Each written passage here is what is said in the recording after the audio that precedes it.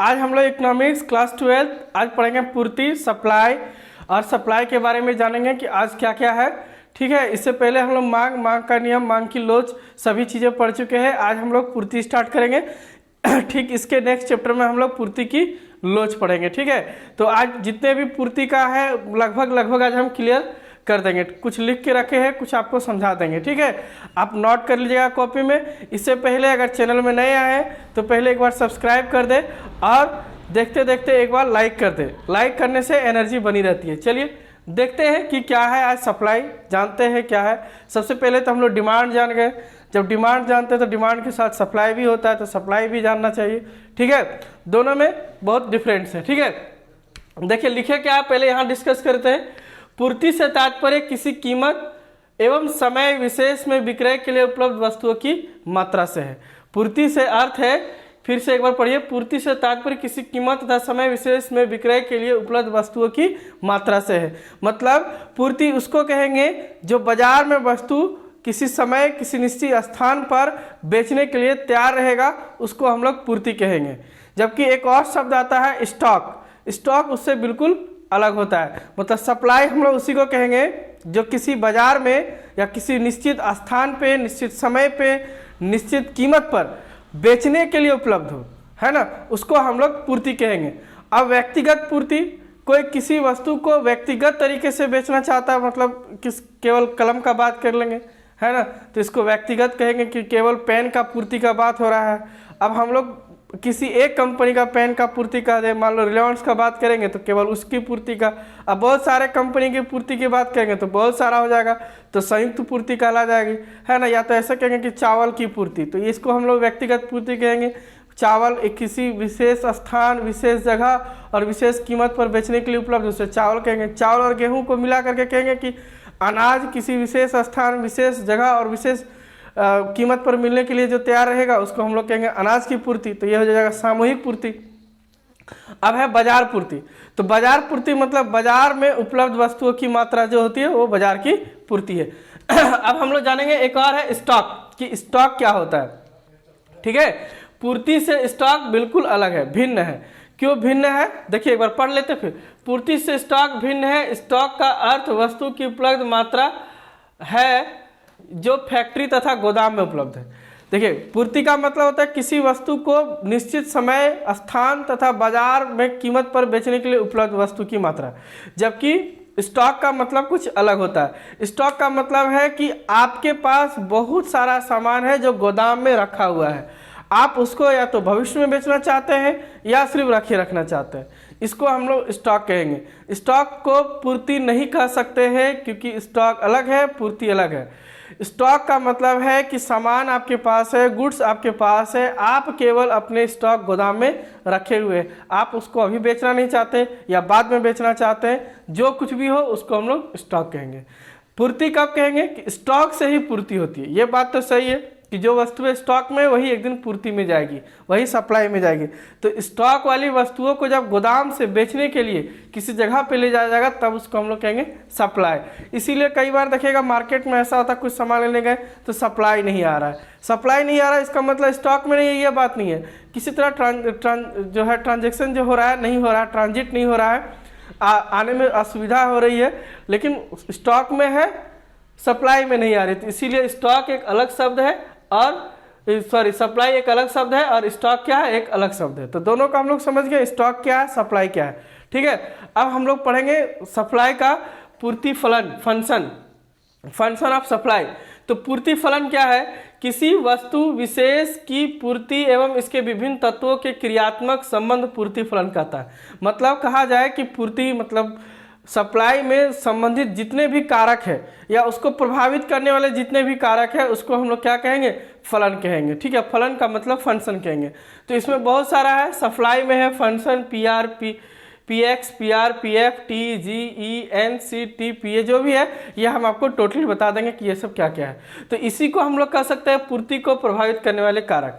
तो प्रभावित करने का मतलब ये है कि उसके हो सकता है कीमत बढ़ भी जाए या पूर्ति कम भी हो जाए या पूर्ति क्या हो जाए, घट भी जाए। प्रभावित करने का मतलब दोनों तरफ से हो सकता है, कम भी हो सकता है और ज़्यादा भी हो सकता है। तो इसको हम लोग अच्छी तरह से जानेंगे। अलग अलग पॉइंट को लिखे हैं। देखिए, किसी वस्तु विशेष एवं पूर्ति एवं विभिन्न तत्वों को क्रियात्मक संबंध, जितना उसके क्रिया में संबंध है सबको हम लोग क्या कहेंगे, फंक्शन कहेंगे। ठीक है, ओके, यहाँ तक आ गए। अब हम लोग एक एक फंक्शन का बात करते हैं। कुल मिला के 9 या 10 फंक्शन है, सबके बारे में चर्चा करेंगे। ठीक है, कुछ के बारे में लिख दिया, कुछ के बारे में सुनिएगा, आप नोटबुक या कॉपी में नोट कर लीजिएगा। ठीक है, देखिए क्या है, सबसे पहला वस्तु की कीमत Px। ठीक है, वस्तु की कीमत, कीमत से पूर्ति का घनात्मक, घ लिखा है। ठीक है, घनात्मक एवं सीधा संबंध है। एक पूर्ति जो है कीमत के साथ सीधा संबंध होती है। जब कभी भी कीमत में वृद्धि होगी, कीमत में वृद्धि होने से वस्तु की पूर्ति में वृद्धि होगी तथा उसके विपरीत, और उसके विपरीत अगर कमी होगा तो पूर्ति में भी कमी होगा। अभी इस टॉपिक को हम क्लियर कर देते हैं आपको। ठीक है, वस्तु की कीमत में पूर्ति का धनात्मक एवं सीधा संबंध है। कीमत में वृद्धि से वस्तु की पूर्ति में वृद्धि होती है। देखिए, जब कीमत बढ़ जाती है, क्या हो जाती है, कीमत बढ़ जाती है तो पूर्ति भी बढ़ने लगती है। आप देखो, ऐसा है कि बाजार में 100 पेन का मांग है, 100 पेन का सप्लाई है। ठीक है, 5 रुपया करके पेन का दाम है, और अचानक इसका क्या होगा, प्राइस 6 रुपया हो गया, है ना। तो लोग क्या करने लगा कि दूसरा पेन खरीद लिया। ये नहीं खरीदना चाहते, जो कम में मिलेगा 5 तारीख में, वही 5 रुपये में जो मिलेगा वही। तो पर डे 100 बिक्री था, अगला दिन कितना, 100 बिक्री हो गया। तो मान लो कि पहले तो उसके पास, चलिए इसको अच्छा से समझते हैं, कहीं लिख के समझते हैं, है ना। मान लीजिए कि आपके पास पहले से कितना है, 100 पेन है हर दिन बेचने के लिए, पर डे 100 पेन बेचने के लिए। तो डे 1, डे 2, डे 3, 3 को डे लिख लिया हम लोग। ठीक है, हर दिन हम लोग 100 बेच देते हैं, क्योंकि इसका प्राइस कितना है, 5 रुपया है। यहाँ पे इसका प्राइस को कितना कर दिया, हम 6 कर दिए। 6 कर दिए तो यहाँ पर 80 पेन बिका, और यहाँ पर 80 पेन जब बिका तो 20 बच गया। तो यहाँ पे कितना होगा, 100 + 20 कितना हो जाएगा, 120 हो जाएगा ना, स्टॉक में रहेगा ना। स्टॉक बढ़ने लगेगा। जैसे ही कीमत बढ़ता है तो उसका क्या होता है, बिक्री कम हो जाता है। जब बिक्री कम हो जाता है तो उसका पूर्ति बढ़ जाता है, सप्लाई बढ़ जाता है। इसे एक तरह से और समझ सकते हैं कि जब कीमत बढ़ गया तो हम लोग क्या करते हैं, उसको नहीं खरीदते हैं, मांग घट जाती है उसका। जब मांग घटती है तो पूर्ति अपने आप बढ़ जाती है, क्योंकि यही सिस्टम है। कीमत जब बढ़ जाएगा तो क्या हो जाएगा, पूर्ति बढ़ जाएगा, आपके पास वस्तुएं का जो है आपके पास ज़्यादा हो जाएगी। ठीक है, अभी और भी देखते हैं, फिर समझते रहेंगे। नेक्स्ट है स्थानापन्न वस्तु की कीमत। अगर आपको नहीं समझ में आ रहा तो आप कमेंट करिए, एक बार लाइक कर दीजिए तब तक के लिए, है ना। स्थानापन्न वस्तु की कीमत माने कोई स्थानापन्न वस्तु है, पहले बता दी है, जिसके जगह पर जिस वस्तु का इस्तेमाल किया जा सकता है उसको स्थानापन्न वस्तु कहते हैं। स्थानापन्न वस्तु की कीमत में परिवर्तन से पूर्ति में परिवर्तन होती है। जैसे चावल की कीमत में अगर वृद्धि होगी तो गेहूं की पूर्ति घट जाएगी।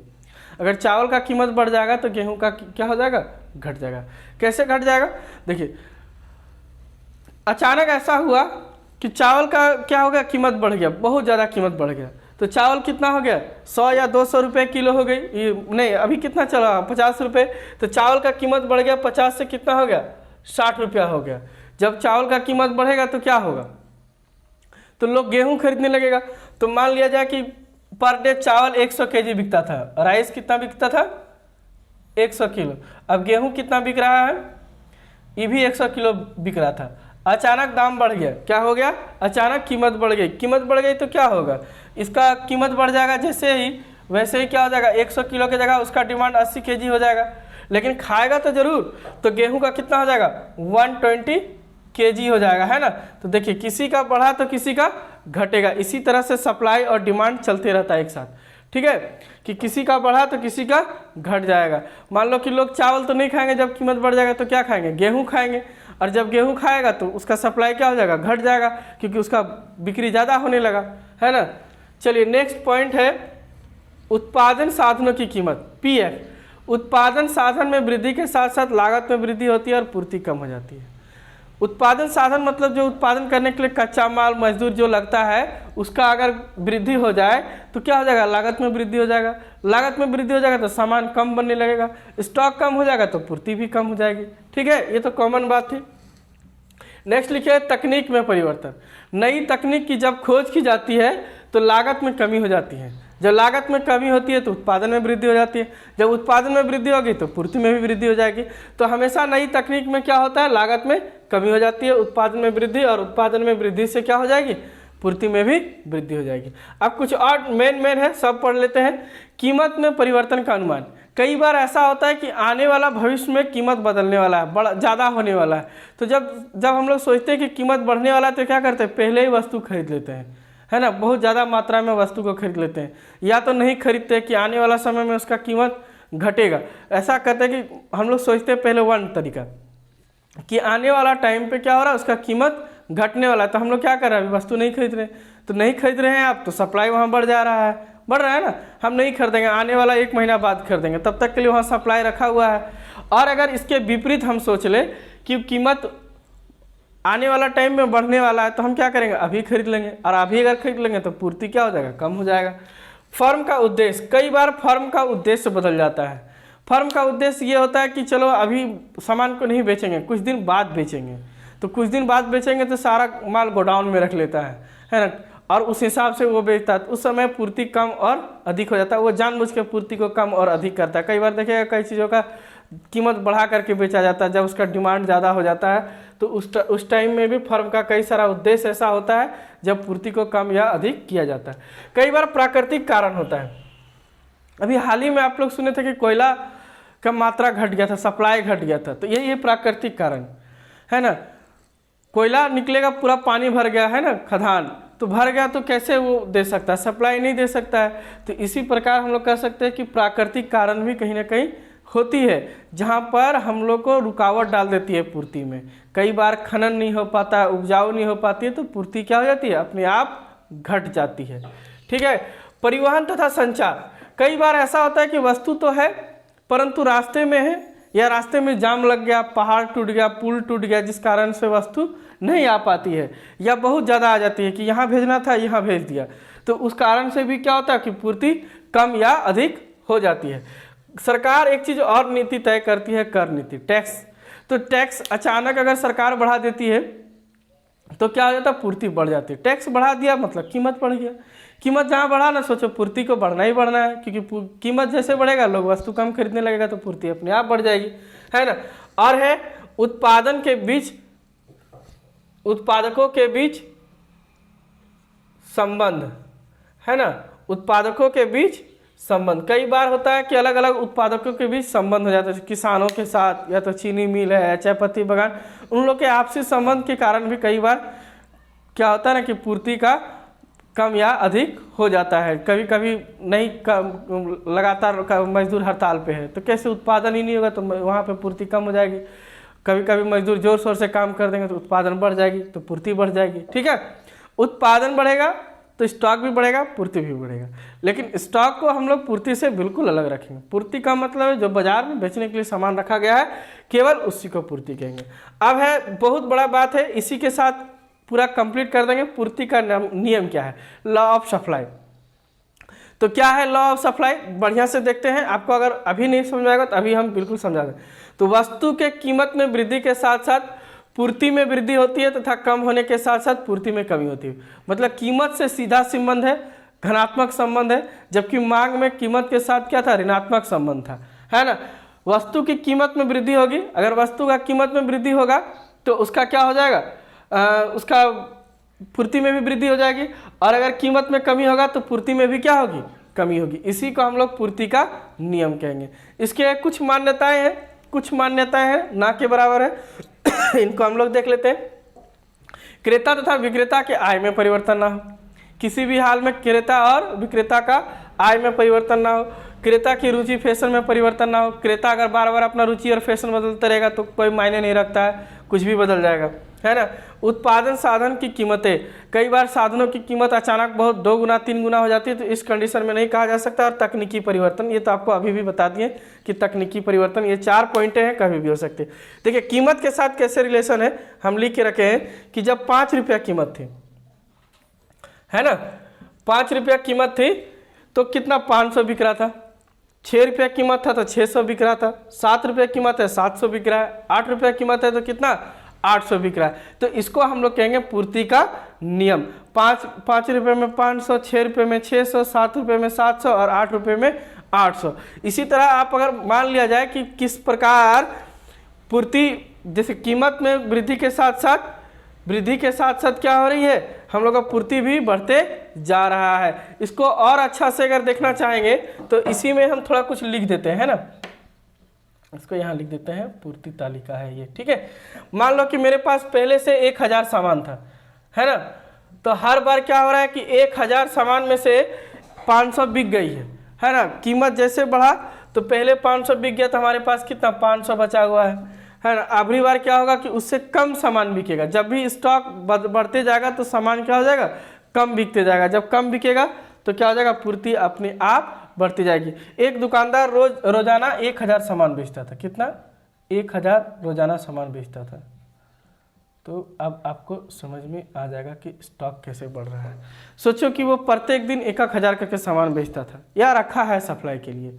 ऐसा ही जब 5 रुपये कीमत था तो कितना, 500, 6 रुपये कीमत था तो 600 बेचा, 7 रुपये कीमत था तो 700 बेचा, रखा स्टॉक, बेचा नहीं, बेचा अलग होता है, स्टॉक अलग होता है। 8 रुपये कीमत था तो 800 स्टॉक है। तो जब 5 रुपये कीमत था तो ये प्रत्येक दिन 500 सामान बेच देता था, सेलिंग करता था 500, 1000 में 500 सेलिंग करता था। अब जब 6 रुपये कीमत हो गया तो इसके पास सेलिंग कितना हो रहा है, 400 हो रहा है। तो इसके पास स्टॉक कितना, सप्लाई कितना बच जा रहा है, 600। जब ये 300 कीमत बढ़ गया 7 रुपये तो इतना ही सामान बेच पा रहा है, स्टॉक कितना रह गया, 700। फिर स्टॉक नहीं सर, सप्लाई रह गया। अब क्या हो गया, जब 8 रुपये कीमत हो गया तो वो कितना सामान बेच पा रहा है, सिर्फ 200 सामान बेच पा रहा है। तो इसीलिए सप्लाई क्या हो जा रहा है, बढ़ते जा रहा है। हर बार देख लीजिए, अब आप खुद ही सोच लीजिए कि इतना सामान को क्या करा, वो बेचा 1000, उसके पास ये सप्लाई उपलब्ध है, ये क्या है, उपलब्ध है। तो इतना में से अगर वो 500 बेचा तो 500 उसके पास सप्लाई रह गया, 400 में इतना 600 सप्लाई रह गया। इस तरह से सप्लाई क्या जानी बढ़ने लगती है। माने कि जब कीमत बढ़ेगी तो पूर्ति बढ़ जाएगी, क्योंकि लोग वस्तु को कम खरीदेंगे। इसका यही सही उत्तर है, ठीक है। हमको लगता है आपको समझ में आ गया होगा। नेक्स्ट वीडियो लेके आएंगे पूर्ति का लोच, ये चैप्टर खत्म हो जाएगा। उसके बाद हम लोग जल्दी पार्ट 1 जो है व्यष्टि अर्थशास्त्र पूरा खत्म कर देंगे, ठीक है। आज के लिए इतना ही। जय हिंद। एक बार चैनल को सब्सक्राइब कर दीजिए, है ना, लाइक करिए और दोस्तों को शेयर करिए।